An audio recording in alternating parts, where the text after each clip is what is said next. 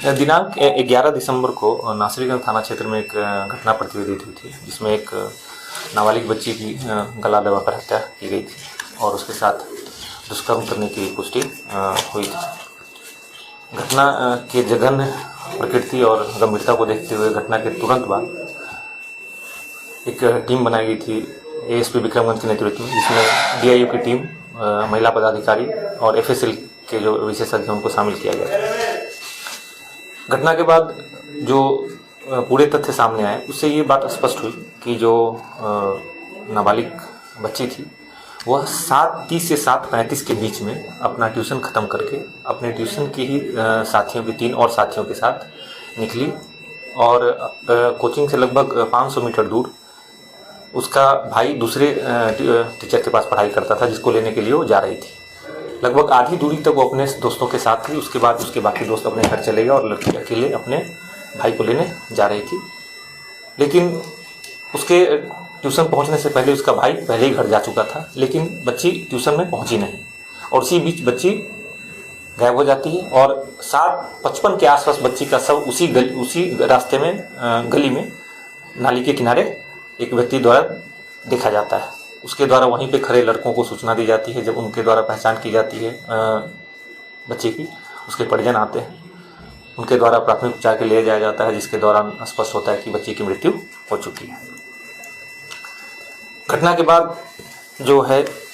वहाँ जितने प्रत्यक्षदर्शी साक्षी थे उन सबसे पूछताछ करने पर स्पष्ट हुआ कि उस गांव का ही एक व्यक्ति उपेंद्र राम मृतका के आने से जस्ट 10 मिनट पहले उसी रास्ते को क्रॉस करके आ रहा था जहां 2 लोगों ने उसे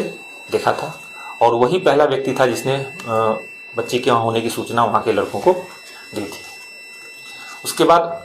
जो अन्य साक्षी थे उनके द्वारा भी उसकी गतिविधि उसी इलाके में हुई होने की बात बताई गई और पूरा जो घटनाक्रम है वह लगभग 15 मिनट के अंदर घटना कारित हो गई थी।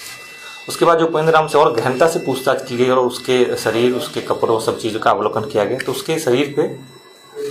जो संघर्ष के निशान, जख्म पाए गए और घटनास्थल पर जिस तरह के की झाड़ियाँ और जिस तरह के पेड़ थे उससे जो जख्म होते हैं वो उसके शरीर पर पाए गए। इसके अलावा उसके द्वारा घटना के तुरंत बाद जाकर घटना उस समय जो कपड़े उसके द्वारा पहने गए थे उनको धोने का प्रयास किया गया। इसकी भी पुष्टि साक्षियों द्वारा की गई है। इसके अलावा उससे पूछताछ में जितनी बातें आई और घटना स्थल के आसपास जितने साक्षी थे सभी के द्वारा स्पष्ट रूप से बताया गया कि जो घटनास्थल है उस समय सिर्फ इस व्यक्ति की ही गतिविधि थी और इसके द्वारा ही घटना कारित करके बच्ची को लाकर रखा गया और उसके बाद किसी को इस पर शक नहीं हो इसलिए इसके द्वारा ही इसकी सूचना देकर उस तरह का माहौल बनाने की कोशिश की गई। घटना के बाद भी इसकी गतिविधि जो है साक्ष्य मिटाने की रही, जिसकी वजह से इसके पूछताछ के बाद गिरफ्तारी की गई। इसके कपड़ों पर भी जो घटना से संबंधित साक्ष्य हैं वो संकलित किया गया है एफएसएल टीम द्वारा, जिसको एफएसएल में जांच के लिए भेजा जा रहा है। इस प्रकार इस घटना में संलिप्त उपेंद्र राम, पेशर भवन राम की गिरफ्तारी की गई। इस व्यक्ति की ही के द्वारा ही यह जघन्य अपराध किए जाने की बात अभी तक के अनुसंधान में सामने आई है। बाकी हम लोग इसमें जो सारे वैज्ञानिक साक्ष्य संकलित किए गए हैं उनको एफएसएल भेजा जा रहा है, जिनके विश्लेषण से इस कांड में जो अनुसंधान है वो अपने आखिरी अंजाम तक